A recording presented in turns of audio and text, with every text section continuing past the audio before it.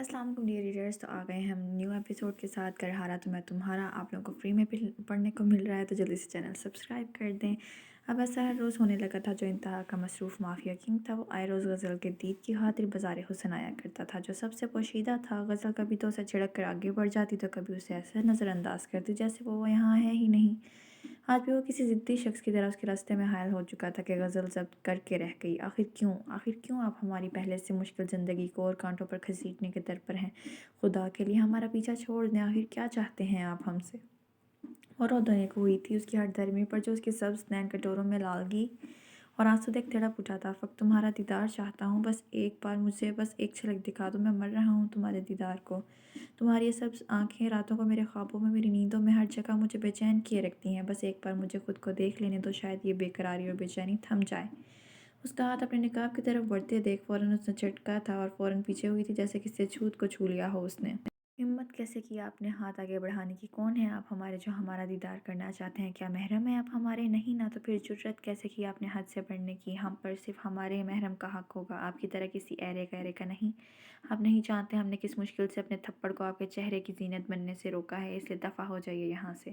वो चिल्लाई नहीं, बल्कि बिपरी शेरनी बनी धाड़ी थी। उसकी बात पर बुराक अलमाज शाह का चेहरा पहली बार इतनी तौहीन पर सुर्ख पड़ा था।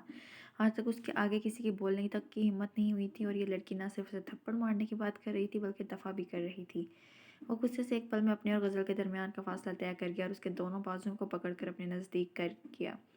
तुम सिर्फ मेरी हो, तुम पर सिर्फ बुराक अलमाज शाह का ही हक है। तुम्हारा तरफ बढ़ने वाला हर हाथ को तोड़ कर रख दूंगा, अपने अलावा तुम्हारे दीदार करने वाली आंखों को नोच लूँगा, क्योंकि गज़ल को इस दुनिया में बुराक के लिए ही उतारा गया है। समझी तुम? वो उसकी आंखों में अपनी शिद्दत और जुनूनियत से सुर्ख पड़ती आंखों में डालते इतने सर्द लहजे में धाड़ा कि गज़ल को लगा वो यहीं गिर जाएगी। आखिर कहाँ देखी थी उसने वो राह की सख्ती और गुस्सा? वो खौफ से थर थर काँपने लगी थी। आंसू मोती की तरह आंखों से टूटकर बिखरने लगे थे। गज़ल और बुराक के लबों के दरमियान बस गज़ल के निकाब का पर्दा था। वो उसके इतने नज़दीक था जैसे अभी उसमें सरायत करना चाहता हो। गज़ल को अपने से डरता देख वो होश में आता उससे पीछे हुआ और अपने अतराफ़ में तोड़ फोड़ करने लगा। तब भी गुस्सा ठंडा ना हुआ, तो वो गज़ल पर आखिरी नज़र डालने वहाँ से जा चुका था, जबकि गज़ल कपकपाते वजूद के साथ ज़मीन बोस हुई थी। ये कौन सा रूप था बुराक का जिससे वो नावाकिफ़ थी? माजी खलील हाकिम ने अपनी बहन अरीश को सब कुछ बताने का सोचा और वो उसे हवेली लेने पहुंच गए। भैया कहाँ ले जा रहे हैं आप मुझे? अरीश ने गाड़ी में बैठते पूछा। है कोई ख़ास जिसका तुम्हें इंतज़ार था? खलील हाकिम सस्पेंस बढ़ाकर बोले। क्या मैं उसे जानती हूँ? अरीश ने बेचैनी से पूछा। नहीं, मगर अभी भी जान जाओगी, खलील हाकिम ने गाड़ी में अपने फ्लैट के पास रोकते कहा, और उन्हें लिए फ्लैट पर पहुंचे और दरवाज़ा खटखटाया। अरीश नासमझी से उन्हें देख रही थी। भैया, ये तो आपका फ्लैट है, हम यहाँ क्यों आए हैं? अब ये रीज उनकी बहन उनसे पूछ ही रही थी कि फ्लैट का दरवाज़ा यशमा गुल ने खोला था। अपने भाई के घर इतनी खूबसूरत मगर गैर लड़की को देख उनकी आंखें हैरत से फटी की फटी रह गईं, जबकि अल्फाज कहीं खो गए। उसका भाई ऐसे शौक कब से रखने लगा?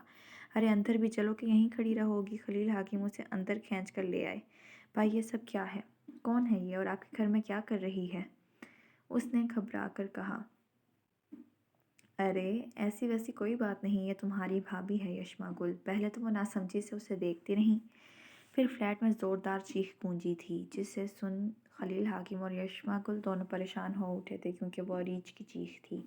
यशमा गुल को लगा कि शायद वो अरीज को पसंद नहीं आई, मगर ऐसा कुछ नहीं था, क्योंकि अगले ही लम्हे सोफे से कुशन उठाकर अरीज खलील हाकिम की धुलाई कर रही थी, जिन्होंने उनसे इतनी बड़ी बात छुपाई थी। खलील हाकिम अरे अरे करते रह गए, जबकि अरीज ने अपना दिल भरने पर ही बस किया था। यशमा गुल उन्हें मुस्कुराती आंखों से देख रही थी। कहाँ देखी थी उन्होंने इतनी खुशियाँ? अरीज को अपनी तरफ बढ़ते देख वो परेशान हो उठी थी, लेकिन अरीज ने उनको गले से लगा लिया था, जिस पर उनकी आंखें नम हुई थीं। अरे आप रो क्यों रही हैं मेरी इतनी प्यारी और मासूम भाभी? अरीज ने वो खिलाते हुए पूछा। वो बस वैसे ही, इतनी खुशियाँ कभी एक साथ देखी जो नहीं, शायद इसलिए। उनकी बात पर वो दोनों भी अफसरदा हुए थे। खलील हाकिम ने अरीज को यशमा के सारे हालात से आगाह किया और बताया कि निकाह किन हालात में हुआ, जिस पर उसने खलील हाकिम को यही तनबीह की कि अब्बा जान को इतनी तफसील ना बताएं, क्योंकि शायद वो किसी बात को पकड़ कर उसे ना का मसला ना बना लें। भाभी आप फिक्र मत करें, आप तो मुझे अब अपने भाई से भी ज़्यादा प्यारी हो गई हैं। अरीज ने यशमा गुल के गले लगते खलील हाकिम को ज़ुबान चढ़ाते कहा, जो हैरत से उसे पार्टी बदल देख रहे थे। अच्छा बच्चू, अभी से पार्टी बदल ली, मगर ये मत भूलो कि वो मेरी बीवी है। खलील हाकिम की बात पर वो शर्म से लाल हुई थी, जबकि अरीज उनके शर्माने पर ज़ोर से खिलखिला उठी थी, क्योंकि उसे अपनी ये शर्मीली भाभी बहुत पसंद आई थी। हाल غزل کو لگا تھا کہ اتنا سب کچھ ہو جانے کے بعد براق یلماز شاہ اب اس کے راستے میں نہیں آئے گا، مگر وہ غلط تھی، کیونکہ اگلے دن پھر وہ وہیں کھڑا تھا۔ ابھی وہ اس بات سے انجان تھی کہ وہ روز رات کو بھی وہاں آتا تھا اور رات کئی پہر اس کی کھڑکی کو تکتا رہتا کہ اسے اس کا دیدار نصیب ہو جائے، مگر شاید یہ ممکن نہیں تھا۔ غزل اسے وہاں دیکھ کر پریشان ہوئی تھی، مگر اسے دیکھ کر نظر انداز کیا اور جی کڑا کرتے ہوئے اس کے سامنے سے گزرنے لگی۔ اسے ڈر تھا کہ وہ اس کا رستہ روکے گا، مگر ایسا کچھ نہیں ہوا۔ وہ بس اسے خاموش نظروں سے جاتا ہوا دیکھ رہا تھا۔ اس کی نظروں سے غزل پریشان ہونے لگی تھی۔ خدا کا شکر تھا کہ اس بار اس نے روکا نہیں تھا، ورنہ غزل کیا جواب دیتی، کیونکہ اس میں اب لڑنے کا حوصلہ نہیں تھا، کیونکہ وہ جان چکی تھی براق یلماز شاہ جیسی طاقت اس میں نہیں تھی۔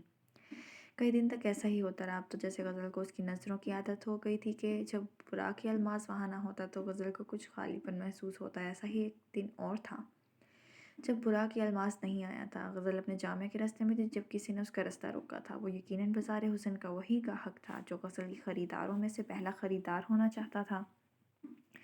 اس کو خبر پہنچ گئی تھی کہ غزل 18 کی ہو چکی تھی، تبھی وہ اس کا رستہ روکے کھڑا تھا۔ اس کا ارادہ غزل کو یہیں سے اٹھا کر اپنے فارم ہاؤس لے جانے کا تھا۔ کہاں چلی بلبل، اب تو 18 کی ہو گئی ہے، اب تو تجھے شیدے کی باہوں میں ہی آنا ہے اور میرا بستر گرم کرنا ہے، اور یقین رکھ کئی ماہ سے پہلے تجھے بیڈ سے اٹھنے بھی نہیں دوں گا۔ شیدہ اس کی کلائی پکڑتے ہوئے بے باک لہجے میں بولا۔ صرف اتنی واہیات بات سن کر غزل خوف سے کپ کپانے لگی تھی، جبکہ اس کی کلائی شیدے کی آہنی قریب میں تھی جو وہ چھوڑنے کا نام نہیں لے رہا تھا۔ غزل کے آنسو برسنے لگے تھے۔ چھوڑو ہمیں خدا را چھوڑو، ہم کوئی طوائف نہیں ہیں، غزل خود کو چھڑانے کی صحیح کرتے ہوئے گڑ گڑاتے ہوئے بولی۔ شیدہ جو اسے گاڑی میں کھینچ رہا تھا اس کی بات پر ہنسنے لگا۔ نہ میری بلبل، اب تو تجھے چھوڑنے کا سوال ہی پیدا نہیں ہوتا۔ تیرے جوان ہونے کا انتظار ایک ایک دن گن کر شیدے نے گزارا ہے۔ اب تو جب تک تیرے جسم کی رونائیوں کو محسوس نہیں کر لیتا تب تک تجھے شیدے کا باپ بھی نہیں چھوڑے گا۔ وہ ہونٹوں پر زبان پھیر کر خباثت زدہ لہجے میں بولا اور غزل کو گاڑی میں گھسیٹا۔ شیدے سے غزل کی دوری برداشت نہ ہوئی تو اس نے غزل کو گاڑی کی سیٹ پر ہی لٹا لیا اور اس کے اوپر آتا ہوا اس پر جھکا۔ کیا شیدہ اپنے مقصد میں کامیاب ہو جائے گا؟ جلدی سے بتائیں کمنٹس میں۔ اب تک کے لیے اتنا ہی، اللہ حافظ۔